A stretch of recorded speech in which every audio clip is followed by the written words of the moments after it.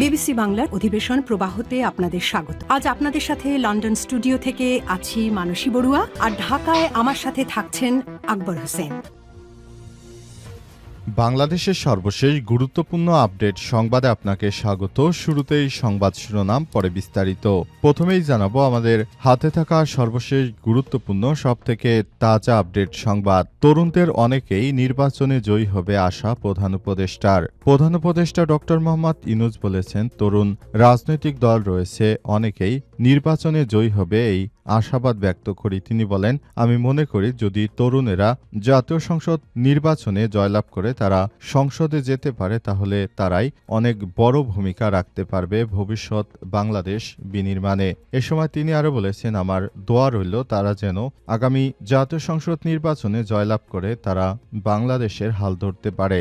এজন্য তিনি এনসিপির প্রতিষ্ঠাতা নাহিদ ইসলামকেও ধন্যবাদ জানিয়েছেন।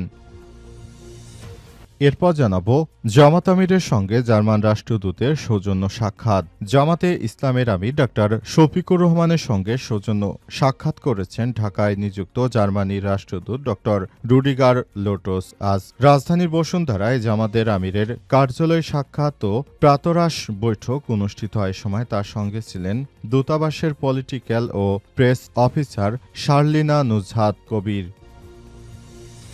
এদিকে নির্বাচন ও গণভোটের বৈধতা চ্যালেঞ্জে রিট কার্যতালিকা থেকে বাদ। একই দিনে জাতীয় সংসদ নির্বাচন ও গণভোটের তফসিলের বৈধতা চ্যালেঞ্জ করা রিট কার্যতালিকা থেকে বাদ দিয়েছে হাইকোর্ট। আজ বিচারপতি রাজিক আল জলিলের নেতৃত্বাধীন হাইকোর্ট বেঞ্চ এ আদেশ দেন। জানাবো মোবাইল ফোন আমদানিতে ৬০% শুল্ক কমালো এনবিআর। মোবাইল ফোন জনগণের ক্রয় ক্ষমতার মধ্যে রাখার জন্য আমদানিতে শুল্ক হার উল্লেখযোগ্যভাবে কমিয়েছে জাতীয় রাজস্ব বোর্ড এনবিআর। আজ মঙ্গলবার এক প্রজ্ঞাপনে এই তথ্য নিশ্চিত করা হয়েছে। এ বিষয়ে খুবই গুরুত্বপূর্ণ সংবাদ জানাবো, সঙ্গেই থাকুন। এবং সর্বশেষ জানাবো আমেরিকার হুমকি, ইরানের পাল্টা হুঁশিয়ারি। ইরানের অর্থনৈতিক সংকট ও দেশটির মুদ্রার ধারাবাহিক অবমূল্যায়ন এবং দ্রব্যমূল্যর অস্বাভাবিক বৃদ্ধির প্রতিবাদে ব্যবসায়ীদের ডাকা কর্মসূচি দিয়ে দেশটিতে শান্তিপূর্ণভাবে বিক্ষোভ শুরু হলে পরে তা সহিংস বিক্ষোভে রূপ নিয়েছে। বিক্ষোভকারীরা সরকারি প্রতিষ্ঠান থেকে শুরু করে নিরাপত্তা বাহিনীর কার্যালয়, মসজিদ সহ নানা স্থানে নজিরবিহীন তাণ্ডব চালিয়েছে। এই ঘটনায় যুক্তরাষ্ট্র ইরানের উপর হামলা চালাতে চায়। ইরানও পাল্টা হুমকি দিয়েছে যুক্তরাষ্ট্রকে। যদি ইরানে তারা হামলা চালায় তাহলে ইরান থেকে মূলত পাল্টা প্রতিরোধ গড়ে তোলা হবে, এমনটাই জানিয়েছে খামেনির সরকার। প্রিয় দর্শক, এতক্ষণ শুনছিলেন সংবাদ শিরোনাম, এবারে বিস্তারিত। তবে তার আগে বন্ধুরা অনুরোধ থাকবে, এই সংবাদটিতে একটি লাইক দিন। এই চ্যানেলে আপনি নতুন হয়ে থাকলে আমাদের সংবাদটি দেখতে দেখতে চ্যানেলটি সাবস্ক্রাইব করে রাখুন। কমেন্ট করে বন্ধুরা আপনার মূল্যবান মতামত জানিয়ে দিন আপনি বিশ্বের কোন দেশ থেকে বা বাংলাদেশের কোন স্থান থেকে আমাদের সংবাদটি দেখছেন এবং শুনছেন। আর বন্ধুরা সংবাদটি আপনার সোশ্যাল মিডিয়া ফেসবুকে শেয়ার করে বন্ধুদেরও দেখার সুযোগ করে দিন। গাজা যুদ্ধে আপনি যদি নিরীহ ফিলিস্তিনিদের ভালোবেসে থাকেন, কমেন্টে ইয়েস লিখে বিশ্ববাসীকে জানিয়ে দিন। সংবাদটি আপনার সোশ্যাল মিডিয়া ফেসবুকে শেয়ার করে বন্ধুদেরও দেখার সুযোগ করে দিন। এবারে বিস্তারিত। তরুণদের অনেকেই নির্বাচনে বিজয় হবে আশা প্রধান উপদেষ্টার। প্রধান উপদেষ্টা ডক্টর মোহাম্মদ ইউনূস বলেছেন, তরুণ রাজনৈতিক দল রয়েছে, অনেকেই নির্বাচনে জয়ী হবে বলে এই আশাবাদ ব্যক্ত করেছেন তিনি। আজ বেলা 11:30টায় রাজধানীর হোটেল লা মেরিডিয়ান উচ্চশিক্ষার বর্তমান অবস্থা এবং ভবিষ্যৎ দিক নির্দেশনা 2026 শীর্ষক 3 দিনব্যাপী দক্ষিণ এশীয় আঞ্চলিক সম্মেলনে তিনি এসব কথা বলেছেন। ডক্টর ইউনূস বলেন, শিক্ষা ব্যবস্থার মূল লক্ষ্য কেবল চাকরি উপযোগী জনশক্তি তৈরি করা নয়, বরং সৃজনশীল, স্বাধীন, চিন্তাশীল এবং উদ্ভাবনী মানুষ গড়ে তোলা। বলেন, মানুষ জন্মগতভাবেই সৃজনশীল মানুষের জন্যই সৃষ্টি হয়েছে, কিন্তু প্রচলিত শিক্ষা ব্যবস্থা অনেক সময় সেই সৃজনশীলতাকে দমন করে কেবল চাকরির প্রস্তুতিতে সীমাবদ্ধ করে ফেলে। চাকরি না খুঁজে তরুণদের উদ্যোক্তা হওয়া জরুরি। প্রধান উপদেষ্টা আরও বলেন, দক্ষিণ এশিয়া একটি সম্ভাবনাময় অঞ্চল, কিন্তু রাজনৈতিক অস্থিরতা, সামাজিক বিভাজন ও ভুল নীতির কারণে এই অঞ্চলের সম্ভাবনাগুলো অনেক সময় কাজে লাগানো যায় না। পরীক্ষা হতে পারে সেই শক্তি যা এই অঞ্চলের তরুণদের পরিবর্তনের নেতৃত্ব দিতে সক্ষম করে তুলবে বলে মনে করেন অন্তর্বর্তীকালীন সরকারের প্রধান উপদেষ্টা প্রফেসর ডক্টর মোহাম্মদ ইউনূস। তিনি মনে করেন এবারে জাতীয় সংসদ নির্বাচনে তরুণেরা যদি সংসদে যেতে পারে তাহলে তারা এই জাতির জন্য আরও ভালো কিছু করতে পারবে, যেখানে কোনো বাধা থাকবে না। এখন অন্তর্বর্তীকালীন সরকার নানা দিক থেকে বাধার সম্মুখীন হলেও আগামীতে তরুণেরা যখন রাষ্ট্র ক্ষমতায় যাবে সেখানে কোনো বাধা দেওয়ার কেউ থাকবে না বলে জানান তিনি।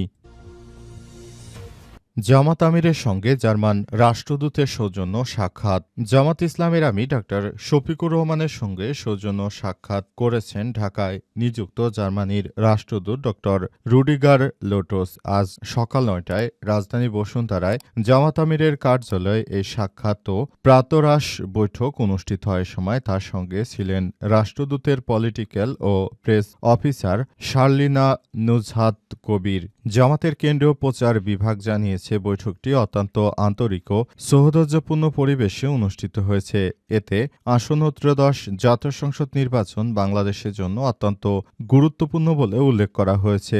নির্বাচন অবাধ, সুষ্ঠু ও গ্রহণযোগ্যভাবে সম্পন্ন করার লক্ষ্যে জার্মানির সহযোগিতায় ও কারিগরি সহায়তা কামনা করা হয়েছে। একই সঙ্গে বাংলাদেশের নারী সমাজের অধিকার সুরক্ষা, কর্মক্ষেত্র দক্ষতা বৃদ্ধি এবং সার্বিক উন্নয়নে জার্মানির অব্যাহত সমর্থন প্রত্যাশা ব্যক্ত করা হয়েছে। এছাড়াও বৈঠকে বাংলাদেশের টেকসই গণতন্ত্র ও গণতান্ত্রিক প্রতিষ্ঠানসমূহকে আরও শক্তিশালী করার প্রয়োজনীয়তা নিয়ে গঠনমূলক আলোচনা করা হয়। উভয় পক্ষ ভবিষ্যতে বাংলাদেশ ও জার্মানির মধ্যে দ্বিপক্ষীয় বাণিজ্য, বিনিয়োগ এবং অর্থনৈতিক সহযোগিতার আরও বেগবান বলে আশাবাদ ব্যক্ত করেছেন। জামাতের আমিরের সঙ্গে উপস্থিত ছিলেন সংগঠনের সহকারী সেক্রেটারি জেনারেল এবং কেন্দ্রীয় প্রচার ও মিডিয়া বিভাগের প্রধান অ্যাডভোকেট এহসানুল মাহবুব জুবায়ের এবং আমিরের পররাষ্ট্র বিষয়ক উপদেষ্টা অধ্যাপক ডক্টর মাহমুদুল হাসান।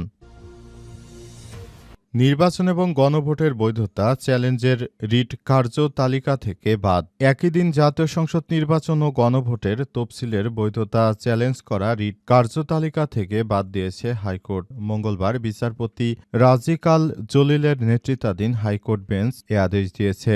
আদালতে রিটের পক্ষে শুনানি করেন অ্যাডভোকেট ইউনুস আলী আকন্দ। রাষ্ট্রপক্ষে ছিলেন অতিরিক্ত অ্যাটর্নি জেনারেল অনিক আর হক। গত ৭ই জানুয়ারি একই দিনে জাতীয় সংসদ নির্বাচন ও গণভোটের তফসিলের বৈধতা চ্যালেঞ্জ করা রিট আবেদন শুনতে অপারগতা প্রকাশ করে হাইকোর্টের আরেকটি বেঞ্চ। এর আগে একই দিনে জাতীয় সংসদ নির্বাচনে গণভোট ও তফসিলের বৈধতা চ্যালেঞ্জ করে রিট দায়ের করা হয়েছে। রিট আবেদনে গত ১১ই ডিসেম্বর একই দিন জাতীয় সংসদ নির্বাচন ও গণভোট তফসিলের বিজ্ঞপ্তি কার্যকারিতা স্থগিত করে দেওয়া হয়েছে। একই সঙ্গে রিট তত্ত্বাবধায়ক সরকার গঠন করে নতুন করে নির্বাচনের তফসিল ঘোষণা নির্দেশনা চাওয়া হয়েছে। গত ৫ই জানুয়ারি সুপ্রিম কোর্টের আইনজীবী ইউনুস আলী আকন্দ এই রিট দায়ের করেন। প্রধান নির্বাচন কমিশনার সহ সংশ্লিষ্টদের রিটে বিবাদী করা হয়েছে বলে জানানো হয়েছে। রিটটি যথাযথভাবে করা হয়েছে। এই রিটের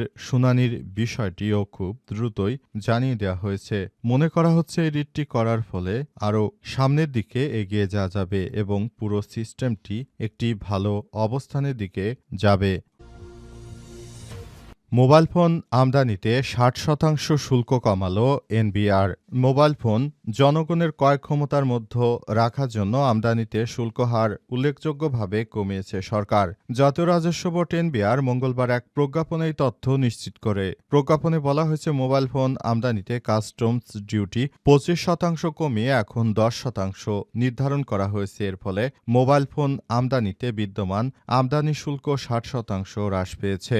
একই সঙ্গে কাস্টমস ডিউটি হ্রাসের কারণে মোবাইল ফোন সংযোজনকারী দেশীয় প্রতিষ্ঠানসমূহ যাতে বিরূপ প্রতিযোগিতার মুখে না পড়ে সেই বিবেচনায় মোবাইল ফোন সংযোজনকারী প্রতিষ্ঠান কর্তৃক উপকরণ আমদানি বা কাস্টমস ডিউটি ১০% থেকে কমিয়ে ৫% নির্ধারণ করে আরও একটি পৃথক প্রজ্ঞাপন জারি করা হয়েছে। এর ফলে মোবাইল ফোন সংযোজনকারী প্রতিষ্ঠান কর্তৃক উপকরণ আমদানিতে প্রযোজ্য বিদ্যমান আমদানি শুল্ক ৫০% হ্রাস পেয়েছে।